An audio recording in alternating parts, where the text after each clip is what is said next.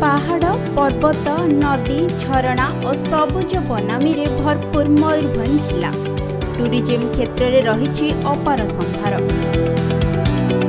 रात्रि चापन सहित प्राकृतिक सौंदर्यर मनभरा उपभोग करेंगे पर्यटक। इको टूरिज्म रे जोड़ी हेब सिमिलपाल अंचलर तालबंध, दूर हेब स्थानीय अंचलर आर्थिक समस्या।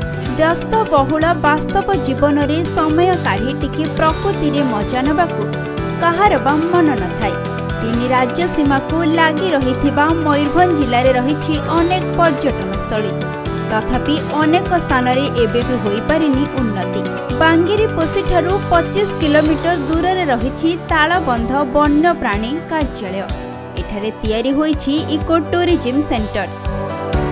पहाड़िया जंगल मध्य समस्तक मन मोहिब।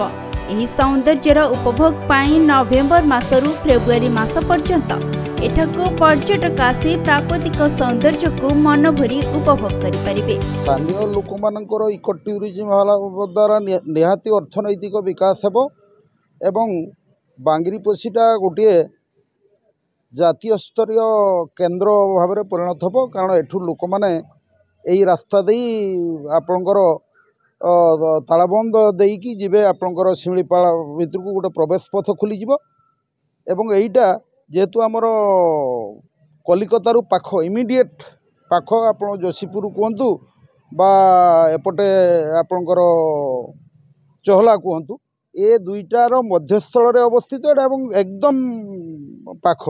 तेणु लोक माने निहाती जो बाहर आसबे देशीय हो कि विदेशीय पर्यटकों पाखे एटा रूट भी सर्ट हो एठी आमर विभिन्न सुविधा बांगिरीपोषी रे भी अछि। इको टूरिज्म क्षेत्र